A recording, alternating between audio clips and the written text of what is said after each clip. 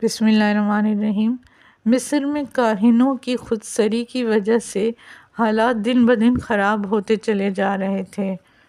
کاہنوں کا یہ طریقہ تھا کہ وہ لوگوں کو جمع کرتے عبادت کے بہانے اور بت کے پیچھے سے خود آوازیں نکالتے اور اس طرح کی باتیں کرتے جس سے کہ لوگ متاثر ہو کے اپنی قیمتی چیزیں لے کر آ جاتے، جیسے کہ تمہیں بت کی وجہ سے دائمی زندگی مل جائے گی، کامیابی چاہتے ہو، یہ چاہتے ہو، وہ چاہتے ہو، تو اپنی قیمتی چیزیں موبت میں لے آؤ۔ اس طرح لوگ لالچ میں آ کر اپنی قیمتی چیزیں دے دیا کرتے تھے۔ ساتھ ہی وہ ظلم بھی بہت زیادہ کیا کرتے۔ انہی تمام باتوں سے تنگ آ کر بادشاہ اور فوطیفار دونوں ہی اس زمانے کے بتوں کے خلاف ہو گئے تھے، اور یہ بات کاہنوں کو معلوم تھی۔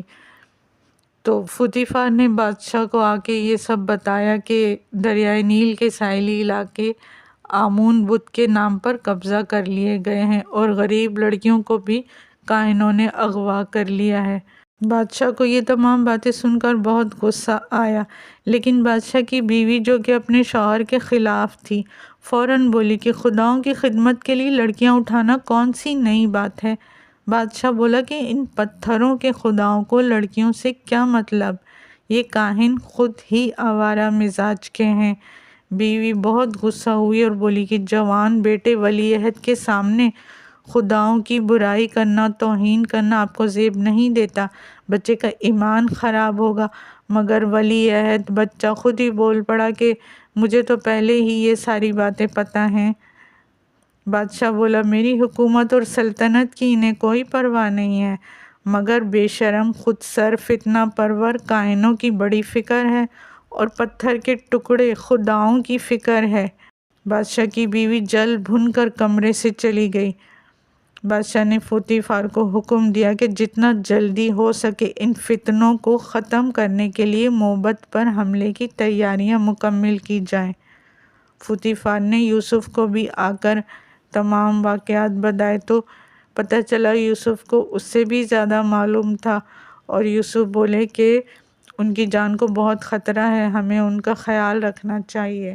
چونکہ بادشاہ کی بیوی اپنے شوہر کے خلاف تھی، لہٰذا اس نے ایک خفیہ خط بہت چالاکی سے چمڑے پر لکھ کر کاہن اعظم کو بھیجا، جس میں بظاہر تو یہ لکھا ہوا تھا کہ حکومتی امور میں دخل اندازی اور تخریب کاری سے باز آ کر معافی مانگ لیں، نہیں تو بادشاہ نے آپ کے خلاف قدم اٹھانے کا حکم دے دیا ہے۔ مطلب اس خط کے ذریعے اس نے کاہنوں کو ایک طرح سے الرٹ کر دیا تھا، تاکہ یہ بھی نہ لگے کہ وہ شوہر کے خلاف سازش کر رہی ہے۔ کاہن سمجھ گیا اور بولا کہ اس نے بہت چالاکی سے شوہر کی جاسوسی کر کے ہمیں اطلاع کی ہے، اور انہوں نے جنگ کی پلاننگ شروع کر دی۔ ادھر زلیخا کا یوسف کو کمرے میں بلانے والا واقعہ ہوا، جو کہ ویڈیو 41 میں ہے۔ پھر گود کے بچے کا یوسف علیہ السلام کے حق میں گواہی دینا، سب باتیں پورے مصر میں گردش کرنے لگیں۔ اس طرح تمام کاہنوں کو ایک مضبوط پوائنٹ مل گیا، اور انہوں نے لوگوں میں یہ پروپیگنڈا شروع کر دیا کہ چونکہ سپاہ سالار فوطیفار اور بادشاہ دونوں ہی ہمارے خدا آمون بت کی توہین کرتے ہیں، اس لیے ان پر خداؤں کا عذاب نازل ہوا ہے اور بدنامی ہو گئی ہے۔ ساتھ ہی کاہن اعظم نے بادشاہ اور فوطیفار کو نیست و نابود کرنے کے لیے بادشاہ کے خانسامہ کو قابو کیا، اور تمام کاہنوں کو حکم دیا کہ پورے مصر میں زلیخا کے عشق کی کہانی پھیلا دو، اور یہ کہ ایک کافر کو فوطیفار نے اختیارات دیے ہوئے ہیں اور بیوی کے کردار کو نظر انداز کر رہا ہے۔ یہ سب کچھ پھیلا کر عوام کو بادشاہ اور سپاہ سالار فوطیفار کے خلاف کرنا مقصد تھا۔ زلیخا کھڑکی میں اداس کھڑی ہوتی ہے کہ کنیز نے آ کر بتایا کہ کچھ آپ کو باہر کی بھی خبر ہے، آپ کے کردار کی باتیں اب پورے شہر میں گردش کر رہی ہیں۔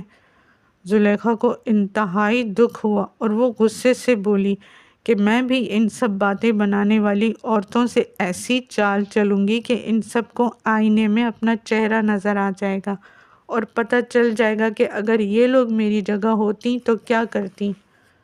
ادھر کاہن اعظم نے فوطیفار کو پیغام بھیجا کہ وہ اس واقعے کی تحقیق کرنے قصر پر آئیں گے۔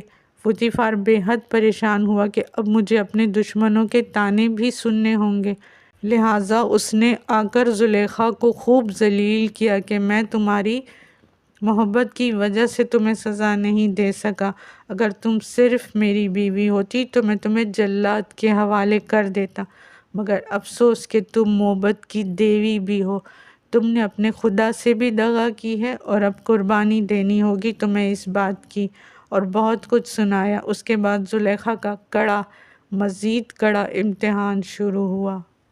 ویڈیو کا اگلا حصہ دیکھنے کے لیے لائک، سبسکرائب اور اپنے پیاروں سے شیئر کرنا نہ بھولیں۔